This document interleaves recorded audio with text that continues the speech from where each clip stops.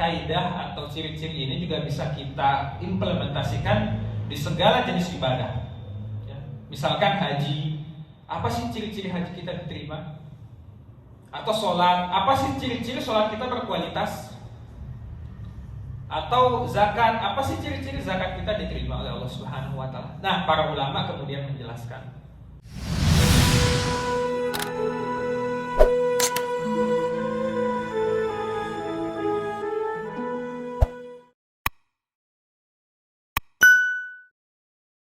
Assalamualaikum warahmatullahi wabarakatuh.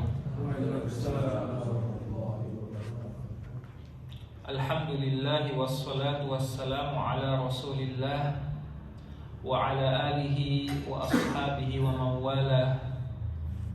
Amma ba'du.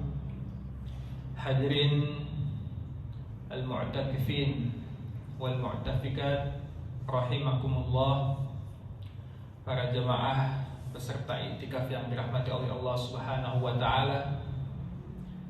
Pada malam ke-28 di bulan suci Ramadan ini, alhamdulillah kita diberikan kesempatan oleh Allah Subhanahu wa Ta'ala untuk menghabiskan hari-hari terakhir dari rangkaian ibadah kita di bulan suci Ramadan, yang insyaallah sebagaimana Allah Subhanahu wa Ta'ala firmankan, ayyaman ma'dudat, di mana bulan suci Ramadan merupakan rangkaian hari-hari yang terbatas. Dan inilah yang menjadi framework berpikir kita, di mana harus ada senantiasa di dalam pikiran kita bahwasanya bulan suci Ramadan ini adalah hari-hari yang sangat terbatas. Maka kalau misalkan kita berbelanja ke supermarket atau ke pasar, lalu kita mendapati ada diskon dalam tempo waktu yang terbatas, misalkan hanya 3 jam, diskon 70%, maka apa yang akan kita lakukan? Kita akan berbondong-bondong untuk menyerbu, dalam tanda kutip ya, dan memanfaatkan betul waktu 3 jam diskon tersebut. Karena kita tidak ingin rugi. Karena kita tahu setelah 3 jam harga kembali normal, harga kembali mahal. Seperti itulah bulan suci Ramadan, ibarat bonus yang Allah Subhanahu wa Ta'ala berikan kepada umat Nabi Muhammad sallallahu alaihi wasallam, di mana dia bisa memaksimalkan ibadahnya yang pahalanya dilipat gandakan oleh Allah Subhanahu wa Ta'ala. Bahkan di dalamnya ada malam Lailatul Qadar yang nilainya lebih baik daripada 1000 bulan atau 83 tahun. Siapa di antara kita bisa menjamin umurnya bisa sampai ke 80 tahun? Bahkan siapa yang bisa menjamin kita bisa beribadah selama 80 tahun? Tetapi dengan bonus dari Allah Subhanahu wa Ta'ala berupa malam Lailatul Qadar, yang salah satunya kita kejar dengan cara iktikaf, maka ini merupakan kesempatan yang sangat langka sekali, di mana kita mengejar keutamaan-keutamaan yang telah Allah berikan dan telah Allah hamparkan di hari-hari terbatas di bulan suci Ramadan ini.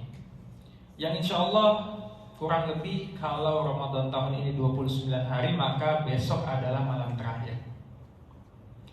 Kalau 30 hari berarti masih ada sisa 2 malam lagi, kurang lebih. Maka patutlah kita bersedih hati, merasa pilu karena akan ditinggalkan oleh kesempatan yang sangat luar biasa ini. Sebab tidak ada yang bisa menjamin usianya akan sampai kepada tahun depan dan bertemu dengan bulan suci Ramadan. Betapa banyak dari kerabat kita, dari orang-orang yang kita kenal, saudara-saudara kita sesama muslim, yang mungkin tahun lalu kita masih bersama iktikaf dengan beliau, tetapi di tahun ini beliau sudah kembali ke rahmatullah, tidak lagi bisa melaksanakan iktikaf. Maka kesempatan hari-hari yang sangat sempit ini, yang sisa menghitung jari, marilah kita manfaatkan dan kita maksimalkan semaksimal mungkin untuk meraih keutamaan dan ridho di sisi Allah Subhanahu wa taala.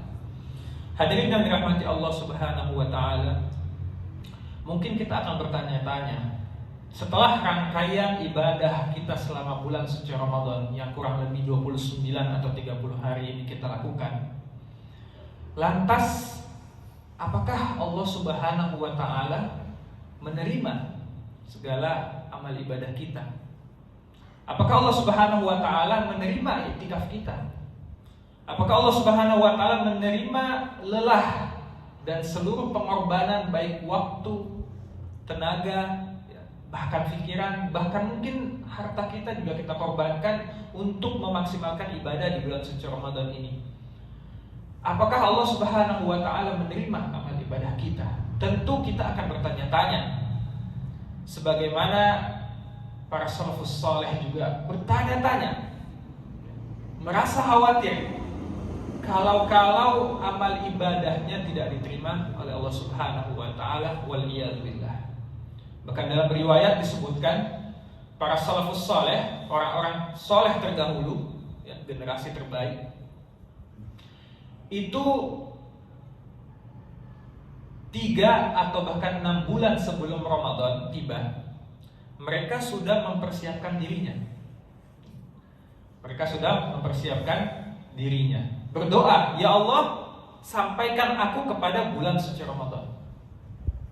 Lalu setelah bulan suci Ramadan mereka lewati, ya, 3 bulan bahkan 6 bulan setelah bulan suci Ramadan, mereka berdoa, ya Allah, terimalah segala amal ibadahku yang telah aku lakukan di bulan suci Ramadan. Terus menerus selama 3 bulan, bahkan ada yang sampai 6 bulan. Itulah bentuk bagaimana pengharapan orang-orang soleh terdahulu terhadap segala jenis amal ibadah yang telah ia lakukan di bulan suci Ramadan.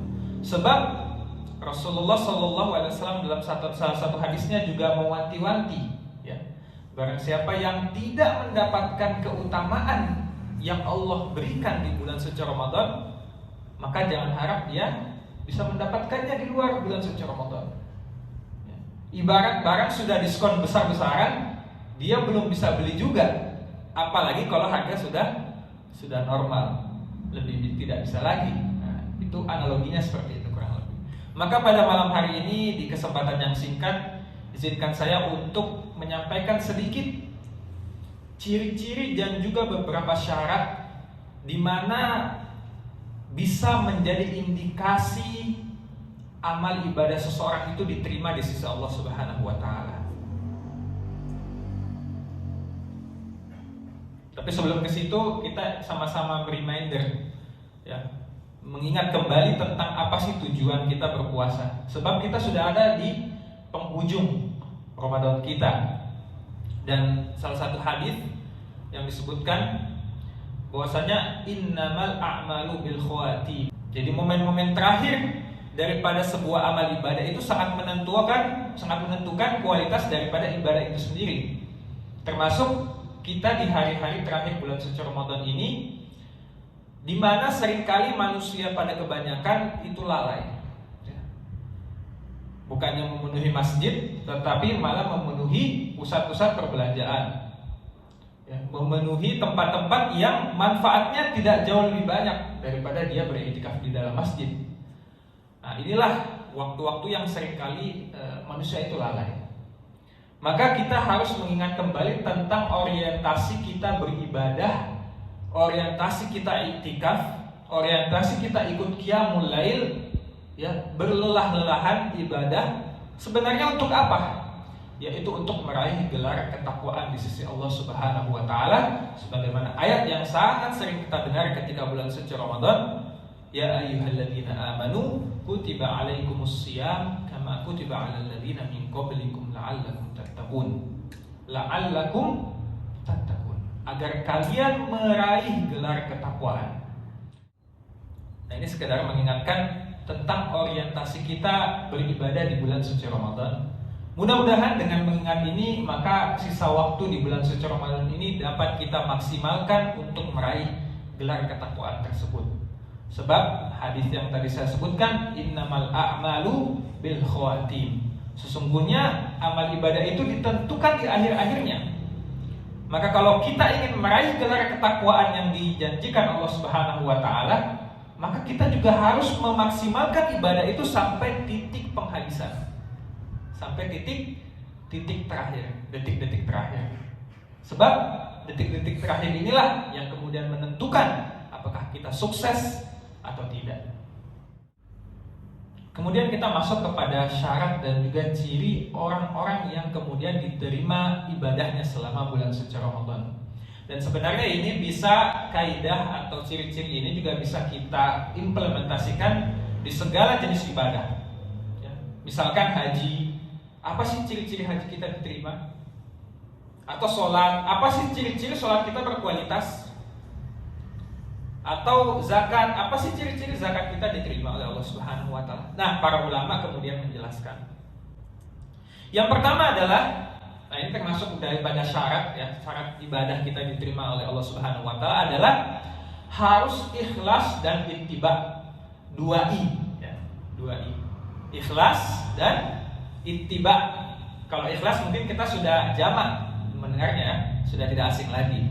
Ikhlas artinya kita mengerjakan amalan tersebut semata-mata mengharapkan ridho dari Allah Subhanahu wa taala. Ustaz, boleh gak sih kita sedekah niatnya pengen juga supaya kita kaya? Boleh, asalkan niat utamanya adalah ikhlas dulu. Jangan sampai sedekah niatnya pengen kaya aja gitu ya, pengen rezekinya nambah. Nah, tapi dia tidak ikhlas, maksudnya tidak mengharapkan ridho dari Allah Subhanahu wa taala. Sebab di bagian daripada ikhlas itu sendiri adalah kita berharap mendapatkan keutamaan-keutamaan yang Allah dan Rasulnya janjikan dari amalan tersebut. Misalkan Rasulullah SAW menjanjikan barang siapa yang sering bersedekah maka akan Allah tambahkan rezekinya. Nah, jadi boleh niat kita dimasukkan juga ingin rezekinya bertambah. Barang siapa bersilaturahim dipanjangkan umurnya. Boleh kita niat silaturahim supaya umur kita panjang. Tetapi jangan sampai kita melupakan niat yang utama, yaitu mendapatkan ridho dari Allah Subhanahu wa taala. Kita mengerjakannya semata-mata ingin dicintai oleh Allah Subhanahu wa taala. Nah, yang kedua adalah harus ittiba. Apa artinya ittiba? Artinya mengikuti tata cara dan ajaran Rasulullah SAW. Sebab salah satu yang menyebabkan amalan itu tidak diterima adalah karena tidak sesuai dengan tuntunan syariat Rasulullah SAW. Contoh misalkan kita semangat ikhlas betul-betul sholat subuh, ya. Saking semangatnya kita pengen sholat subuhnya 4 rakaat. Kira-kira diterima nggak sholat subuhnya? Nggak diterima. Sebab tidak ittiba, tidak mengikuti tata cara tuntunan Rasulullah SAW.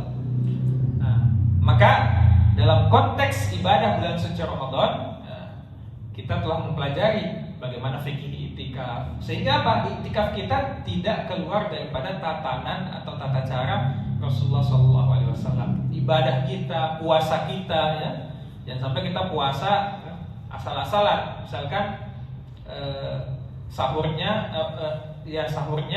sampai jam 6 pagi. Nah, itu kan tidak ittiba ya. Sementara Rasulullah mengajarkan bahwa akhir batas sahur adalah ketika waktu fajar atau waktu subuh.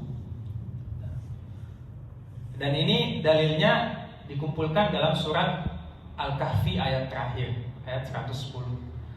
Faman kana yarju liqa'a rabbih falyamal 'amalan shalihan wa la yusyrik bi ibadati rabbih ahada. Barang siapa yang ingin bertemu dengan Allah Subhanahu wa taala, kenapa bertemu? Sebab salah satu nikmat terbesar adalah kita bertemu dengan Allah Subhanahu wa taala. Dalam ayat lain disebutkan lilladzina ahsanul husna wa ziyadah. Bagi orang-orang yang sering beramal soleh, dia akan mendapatkan husna, balasan yang baik. Apa balasan yang baik? Itu adalah surga Allah Subhanahu wa taala. Wa ziyadah. Ziyadah itu adalah tambahan. Apa tambahan di sini? Tambahan di sini menurut para ulama tafsir adalah melihat Allah Subhanahu wa taala. Jadi kita bertemu langsung dengan Sang Pencipta kita. Betapa nikmatnya hal tersebut. Nah, maka barang siapa yang menginginkan hal itu, menginginkan hal itu, hendaklah dia melakukan amal soleh secara benar. Nah, secara benar di sini artinya dengan ittiba. Wala yusyrik bi ibadati rabbihi ahada. Dan janganlah dia menyekutukan Allah Subhanahu wa taala. Janganlah dia berbuat syirik, menyekutukan Allah di dalam ibadahnya. Artinya harus ikhlas kepada Allah Subhanahu wa taala.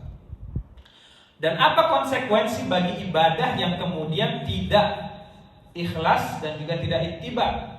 Kata Allah Subhanahu wa taala dalam surat Al-Furqan ayat 23, "Wa qadimna ila ma 'amilu min 'amalin faja'alnahu haba'an mansura." Dan kami hadapkan nanti amalannya di hari kiamat, lalu kemudian kami hapus amalan tersebut sebagaimana debu yang berterbangan. Kita kalau ada buku yang sudah lama disimpan di rak buku, sudah berdebu kemudian kita tiup, nah, seperti itulah amalannya, berterbangan, tidak ada sisa, berhamburan pahalanya. Itu bagi orang-orang yang tidak ikhlas dan ittiba. Maka jangan sampai diantara syarat agar ibadah kita diterima di sisi Allah Subhanahu wa taala harus ikhlas dan ittiba.